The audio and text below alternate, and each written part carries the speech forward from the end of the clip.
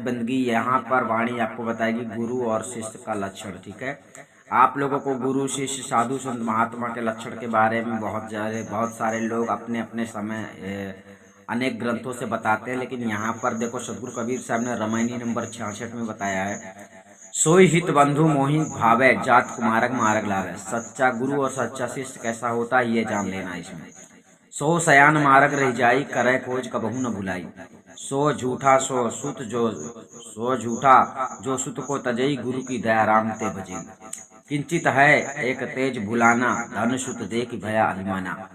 साखी है दिया ना खताना किया पयाना मंदिर भया उजार। मरी गए सो मरी गए बाचे बाचनहार।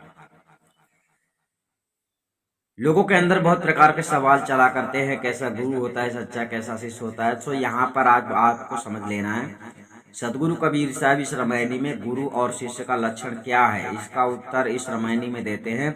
वही हितकारी बंधु मुझे प्रिय लगता है, अर्थात मेरे मन को भाता है, जो कुमार्ग में जाने वाले को समझा बुझा कर सुमार्ग पर ले आता है।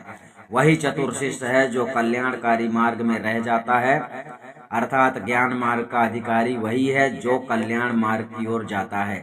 क्योंकि जो सत्य की खोज करता है वह कभी भूलता नहीं है। वह झूठा वंचक गुरु है जो शिष्य बनाकर उसे उस सदुपदेश द्वारा सत्य पथगामी नहीं बनाता है।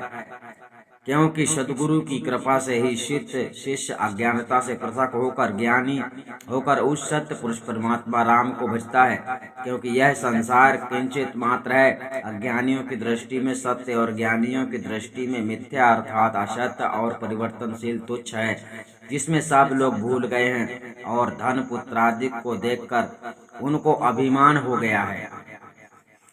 अभिमान भक्ति का विरोधी है और परमात्मा की भक्ति के बिना मुक्ति पाना असंभव है।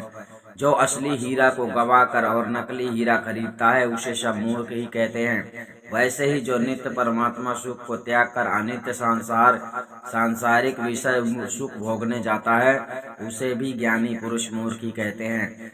अतः सच्चे सतगुरु को खोजकर उनकी शरण में जाना चाहिए, उनसे ज्ञान प्राप्त कर अपनी आत्मा का कल्याण करना चाहिए और इस परिवर्तनशील असत्य जगत को देखकर भूलना नहीं चाहिए और धन पुत्र आदि का अभिमान नहीं करना चाहिए। जीवात्मा जब प्रयाण कर गया अर्थात जब शरीर से पृथक हो गया तब जीवन रूपी दीपक बुझ गया और शरीर रूपी मंदिर का उजाड़ हो गया। जो मर गए वे अज्ञानी जीव सदा के लिए मर ही गए और बचने वाले सद्गुरु के कृपा पात्र ज्ञानी बच गए अर्थात मुक्त हो गए। धन पुत्र आदि विषय का अभिमान करने वाले विषयासक्त अज्ञानी जीव धनादि पदार्थों के संग्रह में दिन रात व्यस्त रहते हैं, किंतु अपने कल्याणकारी मोक्ष के लिए परमात्मा के ज्ञान और भक्ति तथा धर्मादि कुछ भी नहीं करते। इतने में ही जरावस्था आ जाती है और पिंड प्राण का वियोग हो जाता है, अर्थात मन प्राणमयी सूक्ष्म शरीर के साथ जीवात्मा स्थूल शरीर में से निकल जाता है।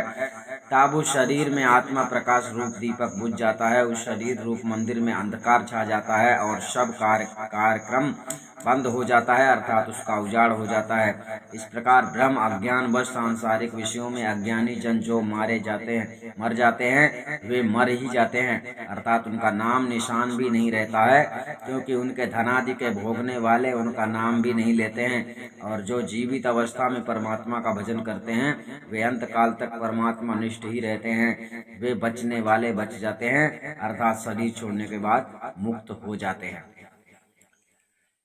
सतनाम साहिब बंदी, यहाँ पर आपने समझा सच्चा गुरु वही होता है जो सत्य पथ पे भक्तों को लगाता है, सही शिक्षा देता है, आत्म कल्याण करने के लिए जीव जो है गुरु की शरण में जाता है। लेकिन आजकल क्या है, पाखंडी गुरुआ लोग ना तो जानते हैं ना समझते हैं कि आत्मज्ञान कराया जाता है। भेदी गुरु का काम है आत्मज्ञान कराना, सतमार्ग पे चलाना, जीवों को भक्ति में लगाना। अब भक्ति का रहस्य आप लोगों को मालूम नहीं है। कोई यंत्र दे देता है, कोई मंत्र दे देता है, कोई खपड़ी में ध्यान लगवाता है, कोई धुन सुनने को कहता है। इस प्रकार से ऐसे आपके कर्म नहीं सुधरते हैं, आत्मज्ञान नहीं होता है, इस प्रकार से आपको मोक्ष नहीं मिलता है। इसलिए मोक्ष के रास्ते को बढ़िया ठीक से समझ लेना है।